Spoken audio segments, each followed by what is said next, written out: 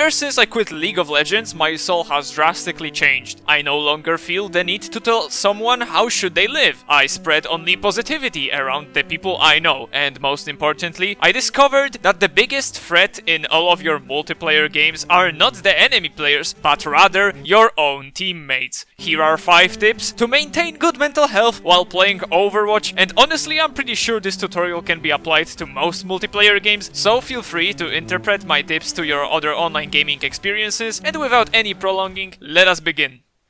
Muting chat.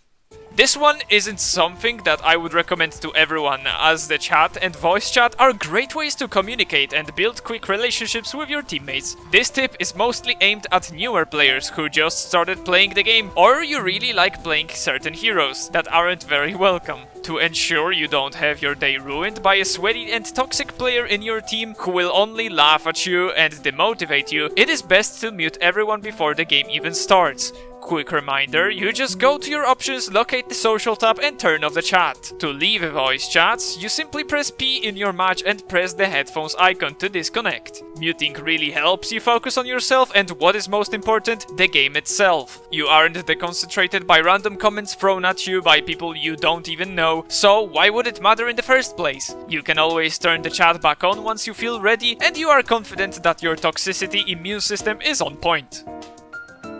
Learning from your mistakes. This one might be difficult for some people and easier for others, as it's only you who is in charge. Dying in any video game isn't fun, but if you approach all of your deaths in an educational way, not only will you start getting better at the game very fast, but also you won't get too mad at the game itself. What do I mean exactly? Every time you die, you have at least 5 seconds to analyze how and why did you die. Ask yourself, was I too far ahead, instead of screaming, where is my team? If you consistently die to one person, maybe you should wait for your tank to come by and help you with dealing with them. Overwatch is a team game after all. Process if you used your abilities correctly, if you did something too fast or too slow, and take notes. Remember them, and you will very quickly realize how much there is to learn and adjust in your gameplay. Bonus points if you replace the phrase "I'm so bad" with "the guy that killed me is very good." Why? Being nice to others. This one might be a surprise to some of you, but you will be shocked how much of a difference it makes if you approach your teammates and enemies with kindness. When you die and your finger is hovering already above this N button on your keyboard, just press it, but follow it up with S.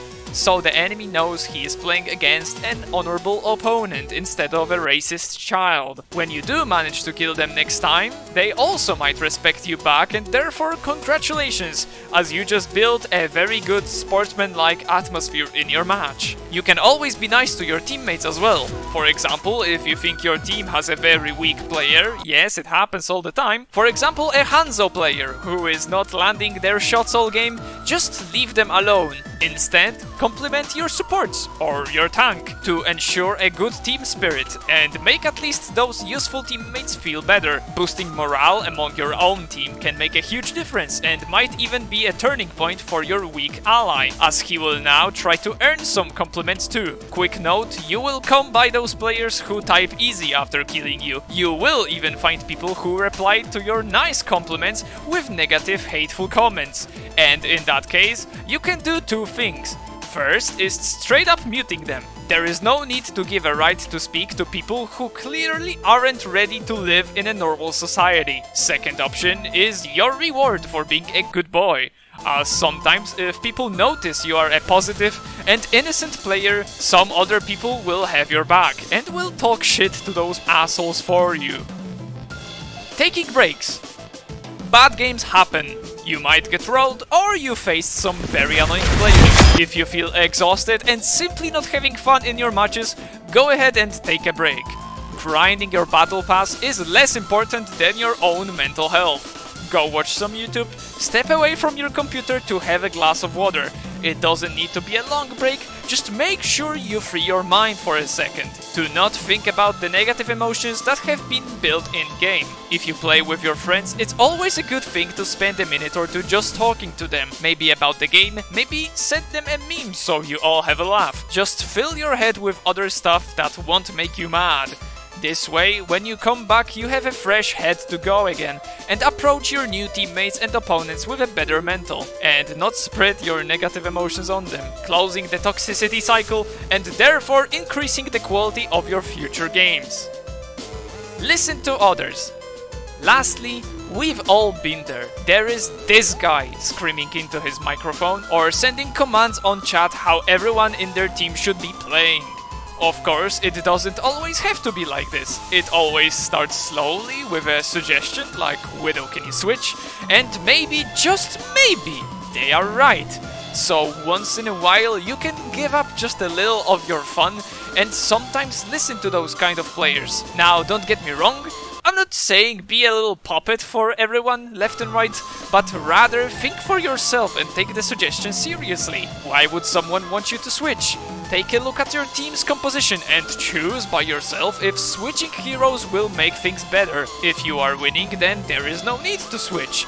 So if someone is crying about your pick, then ignore them.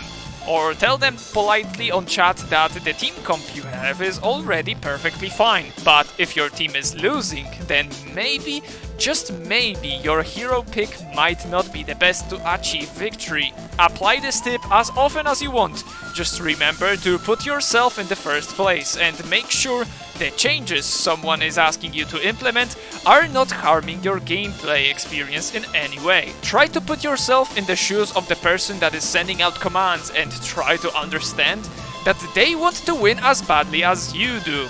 So giving them a small hint that you are willing to cooperate to achieve the same goal of victory might be enough. Okay, that's all for today. Have fun playing your games with this great knowledge I just provided you with, and remember to stay healthy and stay safe. Video games are not a safe environment for your kids. Bye bye!